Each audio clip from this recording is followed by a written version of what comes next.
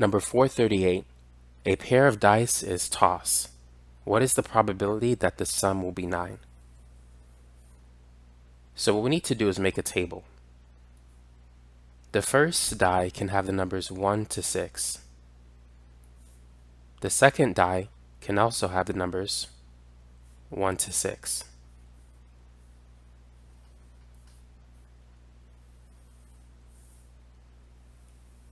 What we're going to have in this table is the sum of the two dice.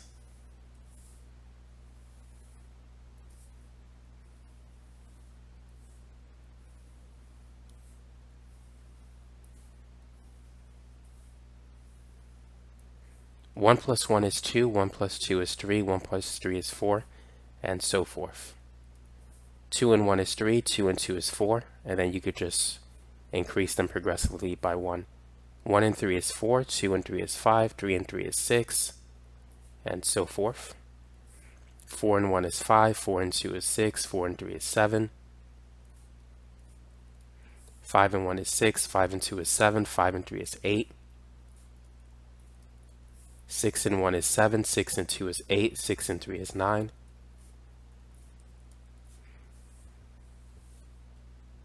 So this represents the value of the first die, and this represents the value of the second die. All the other numbers represent the sum of rolling the two dice. So when you get a 2 and a 3, the sum will be 5.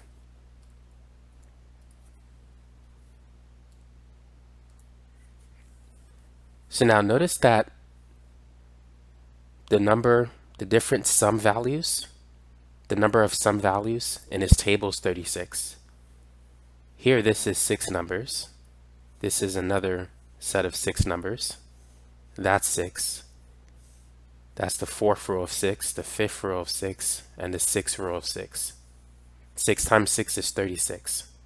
So there's 36 sum values in that table.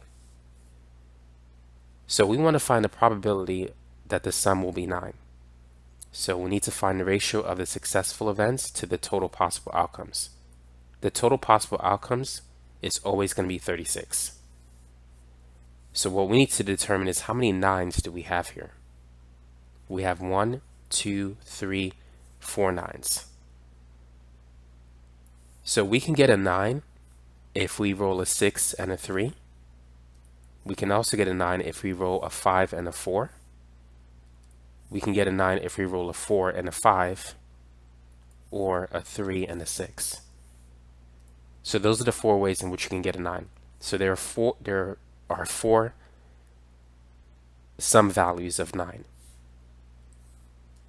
So there's 4 successful events out of 36 potential outcomes. So the probability is 4 over 36. Now let's simplify the fraction. 4 is 4 times 1. 36 is 4 times 9. We could cancel a 4 and reduce it to 1 over 9. This is the answer. Answer choice B.